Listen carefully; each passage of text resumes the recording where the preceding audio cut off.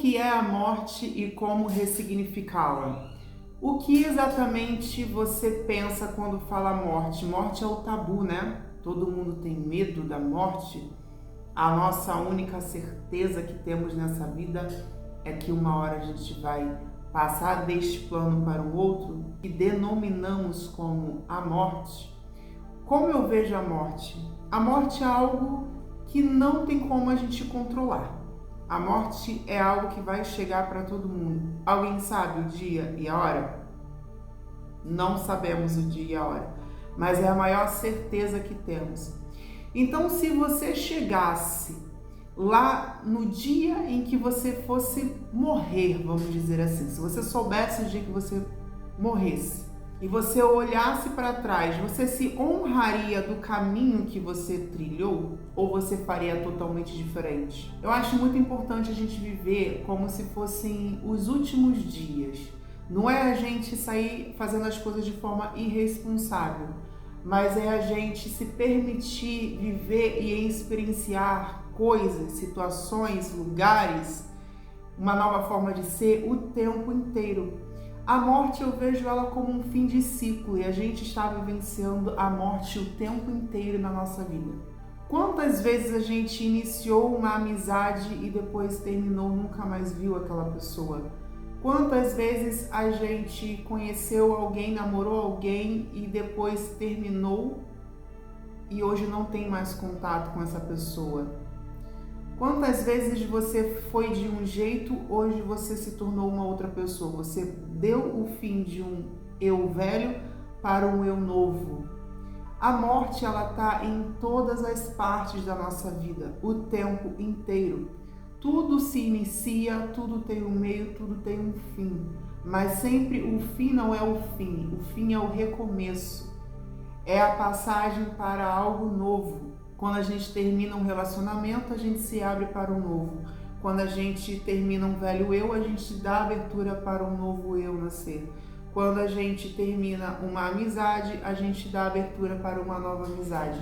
Então eu vejo muito a morte como algo de passagem, algo que nós estamos aqui nessa realidade para podermos experienciar, para deixar o nosso brilho, para deixar tudo florescer, para a gente criar, para a gente transbordar e assim passarmos para o próximo nível, que é após a morte, que é após este período, deste ciclo que você deixa de ter o corpo físico para ter o corpo etérico, né? Ou os corpos mais sutis, dependendo do seu nível de experiência de espírito e de desprendimento, mais leve o seu espírito vai ficando, né? Sua energia vai ficando.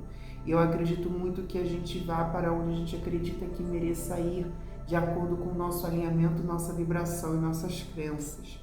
A gente trata a morte como algo terrível, como um luto. É óbvio que a gente sente saudade da presença física das pessoas, né? A gente ainda não conseguiu e não fomos também ensinados a saber lidar com a morte, principalmente com a cultura, né?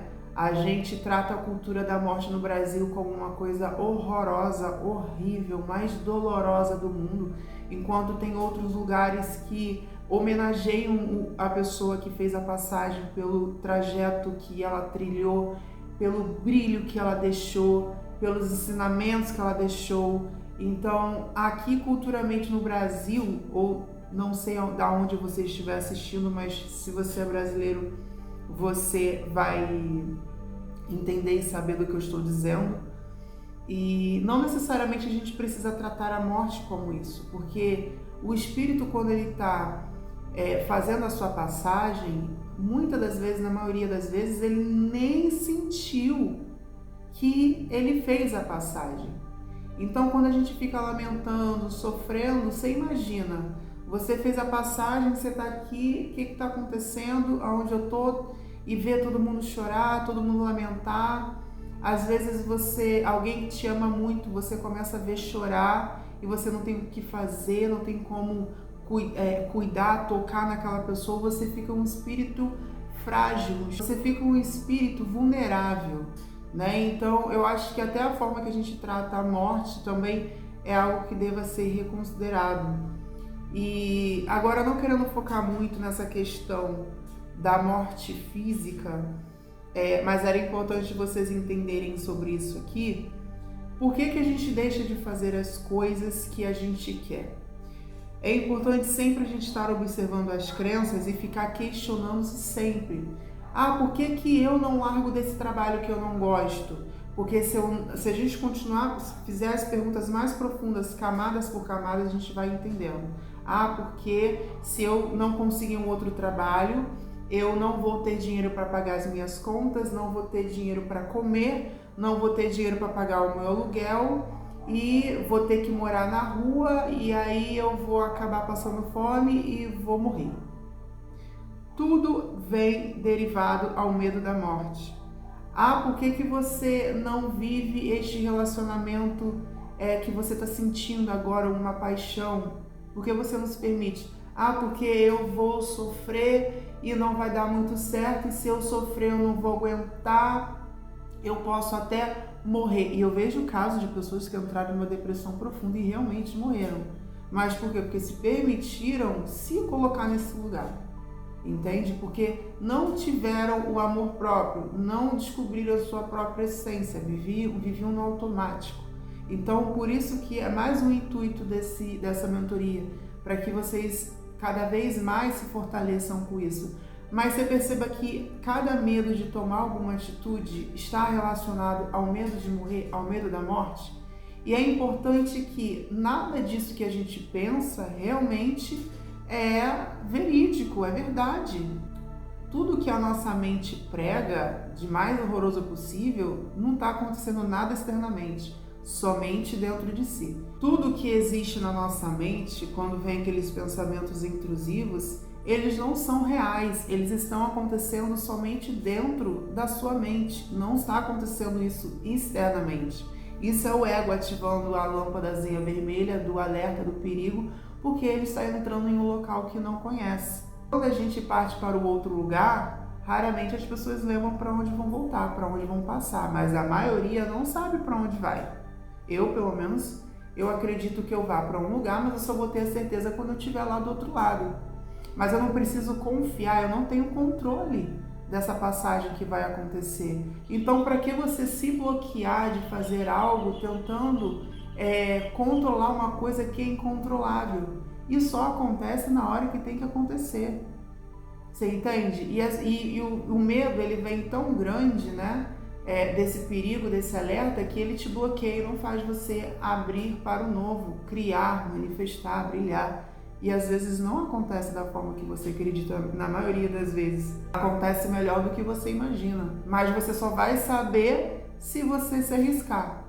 Ou você vai ficar ali prolongando, esperando a hora certa de fazer, e nunca chega até você ficar bem velhinho, e aí você não vai ter mais a oportunidade de fazer nessa vida. Então, quando a gente diz viva como se fosse o último dia da sua vida, não é para você sair fazendo qualquer coisa, mas é para você parar de ter medo da morte, porque é algo inevitável.